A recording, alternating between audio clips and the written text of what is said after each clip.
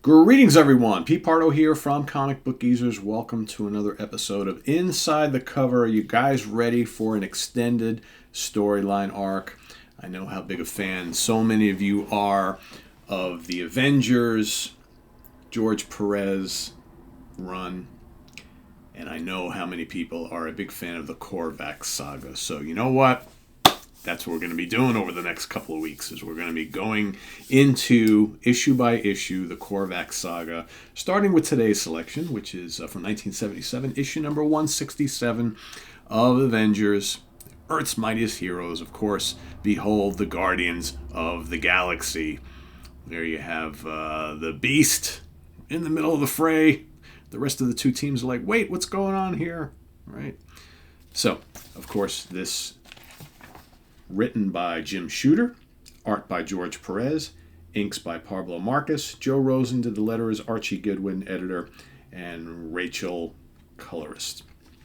Tomorrow dies today. So here we have, looks like it's in the middle of the night. There's some stuff going on. Sound the alarm. Actually, no, it's early in the morning. And everybody's racing to find out what's going on. Why, oh, why does, what does Beast say here? I love his, the way they write what he says. Why, oh, why does the priority communications alarm always go off when I'm in the shower? It made me drop one of my 5-gallon jugs of shampoo. Beast, you dripped on me. Watch where you're going. Yes, Miss Scarlet. Cap says, if you'd gotten up at 0600 like I did, you'd have been dressed and ready now, Beast. Captain America's kind of like, I don't know, I've found like in more recent issues, you know, right around this time period, he's kind of acting like a dick to everybody, you know, but, and we'll see more of that coming up here. So, of course, they go into the command center, and Vision is already there, and they're like, Vision, how did you get here so quickly? And Vision's like, of course, in my intangible state, I am not restricted by walls and doors. I came here by the most direct route through everything, right? Because, you know, he can do that. So, of course, then we hear over the transmission, goody for you. And, of course, it's Nick Fury who says, Shield's orbit and space station finally patched through that god-awful static, but they sure ain't long can maintain signal output. It's everything. It's like, why the static? Sunspots are good. Just listen up, Furball. I'm coming to that. Switch your main screen over to the Avengers satellite recorder and focus on this space station. So there they see, and of course the Beast says, oh my stars and garters. So here you have, as you can see there, this giant, this is the little one, is the Shield station, and then this gigantic thing which just appeared out of nowhere. So of course the four of them are like, all right, so Fury's like, you know, you guys got to get over here pronto because we got to figure out what's going on with this, where did it come from, and what we need to do about it. So of course he's like, you know, where's Iron Man and whatnot. So then the last panel down below, he's talking to Fury is talking to some guy, and he's like, pardon me, Nick, I hate to desert you at a time like this, but I have some urgent business back on Earth. I was going to evacuate you anyway, mister, by force if necessary. And of course that happens to be Tony Stark. So Tony Stark is up on the Shield station, space station. He's got to get back down to Earth because he knows he has to go down there and get into his guys as Iron Man, right? So there you have also, while all this is going on in a diner, is Thor and Wonder Man, right? Talking over. So Wonder Man is grilling Thor. It's like, how come you've been away so much, but yet you always appear miraculously when we really need you, even though we don't summon you? And Thor's not quite understanding why that keeps happening. He's like, so the last 3 battles, that has been the case. He wasn't here on Earth when things were going on. Right, so Wonder Man is kind of questioning that. But then, of course, they get the summons that something is going on. They go back to Avengers Mansion. There they join the rest of the team, and then Iron Man shows up, the last one to show up.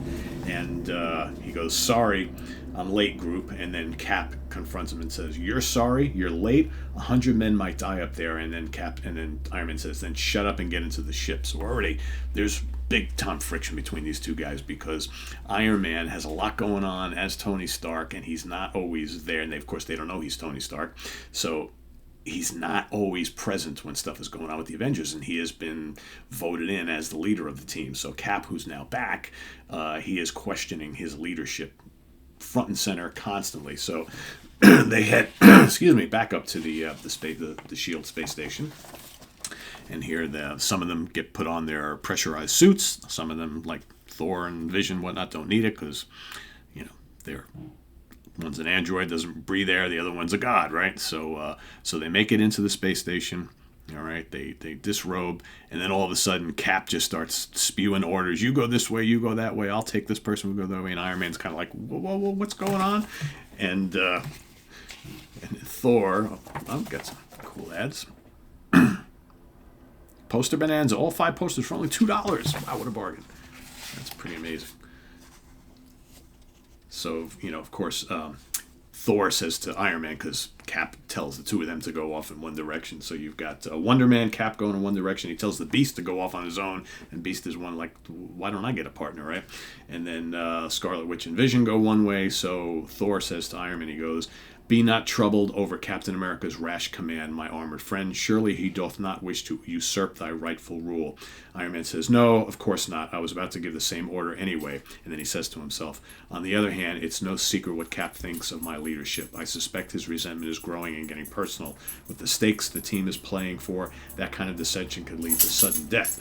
And now the Beast, who's crawling around in these corridors, now he's saying to himself, now I kind of understand why Cap wanted me to go off on my own, because nobody can kind of get around like I can, crawling between things and like that. So, of course, as he's doing so, he gets picked up by the big man from the Guardians, right? So here we have, of course, now a little skirmish. Tala likes this. We have a little skirmish going on between Beast and the rest of the Guardians, who are all going to show up here. There they all are. All right, so basically they're like... So, of course, the Guardians of the Galaxy, at this point, they're coming from the future, right? So they're coming back in time from the future. Then the rest of the Avengers show up. Let me look Tala out here, because she's just going to complain. Okay. So then the rest of the Avengers show up. Thor throws his hammer to knock Beast back towards them. And he's like, hey, these are our friends. We can't be fighting with them.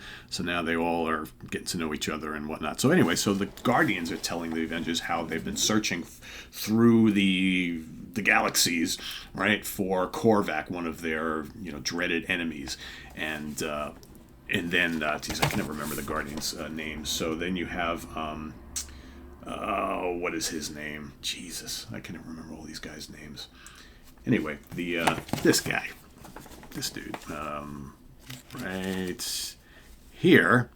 So he's talking about how he remembers the Avengers team back when he was a kid, right, in the past, right, and technically they think that Korvac is coming back towards present day 1977, and he is still his former self is still alive in 1977, right? So because of that, he's the only one in that particular instance. He can't stick around and go to present day Earth to get involved in what's going on, right? Because he's got his former self is still there. It's very complicated. It's a very complicated storyline. So here you get a little bit of history on them with Korvac, right? Letters page, of course. Take a break for some candy and some pizzazz, right? Get strong arms for only $3.98. What a bargain, right? Can't beat that. So here, after they go and tell a little bit of the history there, then we cut to another scene that is going on. So here you have Janet Pym, otherwise known as the Wasp. She is doing this kind of like this fashion show. In attendance, a guy named Kyle Richmond, who, of course, is Nighthawk. He's in attendance, right? Go figure. And then what happens here? But the Porcupine, the old nemesis of Ant-Man and the Wasp, or Yellowjacket and the Wasp, he shows up with a whole bunch of thugs. Wasp and Yellowjacket are on the scene, of course. They start to do battle, and then, of course, Kyle puts on his Nighthawk costume, joins the fray, of course, Nighthawk from the Defenders. So now the three of them team up against the Porcupine and his minions there.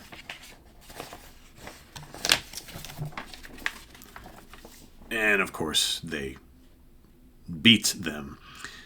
And then at the end, they just kind of joke around with each other, right? But that next issue to slay a Guardian. So we're going to continue on with the Korvac saga on issue number 168. All right, which I've got right here. That's coming up later this week. So stay tuned for that. So, again, we've got, this is a 10... It's a 10-issue run, or 10 issues, but there is one issue, like, in the middle. I think it's issue number, if I'm not mistaken, 169, which is for some reason a deviation of the whole story, and just so that I won't be bothering with that particular one, but I will continue on. So you'll get all 10 issues of the Korvac saga. We'll be talking about them here. So pretty cool stuff. This is very sci-fi, very really good storytelling, and really, really great artwork from George Perez and Pablo Marcus. So this is classic stuff. One of the great little mini arcs of the George Perez run. So stay tuned in just a couple days, this Friday, for issue number 168. And while Bill and myself are also getting together this weekend, taping a whole bunch of shows, so we got some cool stuff for you.